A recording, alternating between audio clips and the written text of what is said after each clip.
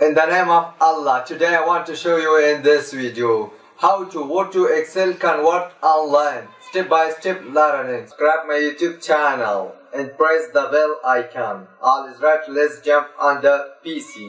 Let's say you have a Word document with the text like this, and you want to get the Word to Excel converter. So to convert the Word to Excel, just click the link in the description. Open the site.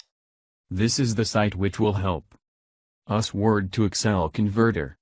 So click select Word document here, and click open. And then select the Excel format. We can Word to Excel converter this. And here click convert. And here a few second wait Word to Excel converter. As you can see automatic download. The file will be downloaded to your computer. Now if you open it. And here you can see we have get the Word to Excel converter. This is how to Word to Excel converter online. It's a very easy way. Thanks for watching guys.